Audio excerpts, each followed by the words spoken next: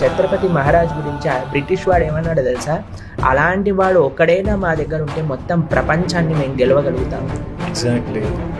ఔరంగజేబ్ లాంటి దుష్టుడు కూడా అన్నారట, ప్రార్థన చేస్తూ ఏమంటారు వాళ్ళని, హెవెన్ డోర్స్ ఈయన కోసం ఓపెన్ చేసి పెట్టండి, ఎందుకంటే ప్రపంచంలో అన్నిటికంటే వీర యుద్ధుడు మరణించబోతున్నాడు.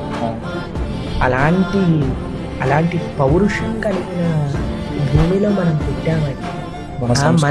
మన మానవ జన్మని ఎలా సేవలో అర్పించాలి అని ఆలోచించిన దేశం అండి మన దేశం. మీకు ఒక విషయం చెప్తానండి, ఏ బయట రాజ్యములలో కనీసం 10-20 సంవత్సరాలే వేరే మతం వాడు పాలిస్తే మొత్తం దేశము ఆ మతం మారిపోయింది.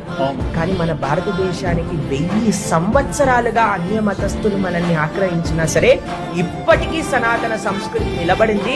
50 కోట్ల మంది కుంభమేళాకి వెళ్ళారు.